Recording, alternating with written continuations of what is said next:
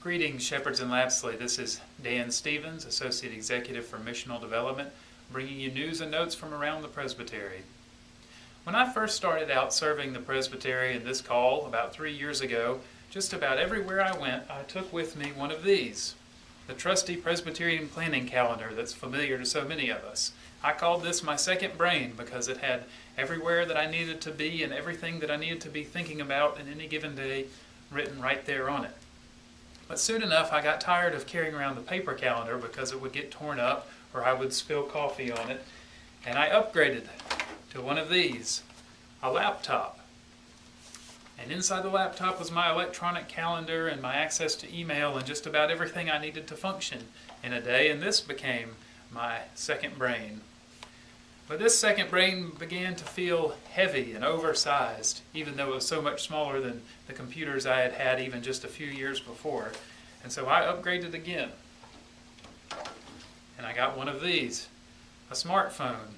And now I take the smartphone everywhere I go. It has my calendar inside it, my email, and just about everything else that I need to function in any given day. And so in just a period of 3 years' time, I went through multiple technology changes using devices that didn't even really exist before that have really had quite an impact on how I function on a day-to-day or even an hour-to-hour basis. You know, change in our culture is a constant now, and it's even speeding up according to many people who observe culture. You may have noticed that the Synod Voice, the newspaper that so many of us have used for years to get our news about the Synod and other presbyteries and about our own presbytery, will no longer be publishing a paper newspaper edition. They'll be going electronic, much like we have, with these weekly emails with this video inside. Back when I was in seminary, one of the required books to read, which I read, was Aqua Church by Leonard Sweet. And at the time when I first read the book, I thought it was strange and irritating, and it had green letters and it has pictures and funny blocks of text that pop up inside. But the more I've been involved in actual ministry, the more I've come to learn that there's a lot of wisdom in the book Aqua Church.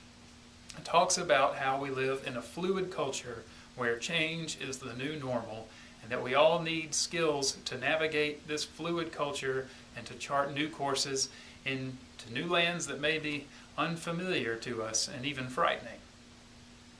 As I think about change and transition, I think about the acute periods of change and transition that many of our congregations and pastors are currently experiencing. We have a number of churches who are now looking for new pastors. They've just learned that their pastors and associate pastors will be moving on to new calls.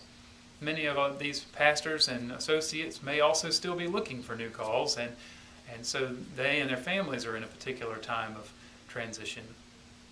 My prayer right now, and I hope it will become the prayer of all of you who happen to watch this video, is for all of our churches that are in times of acute transition, not only to know the peace and the comfort of God's ever-present Spirit, even during difficult or confusing times, but also that our churches will be able to discern the opportunities that God is placing before them in these times of change. Opportunities to chart new courses of faithful ministry that will reach people that we haven't particularly reached out to before, and also just new ways of reaching out to people with some of the same messages that we've always known have been very important in sharing the gospel.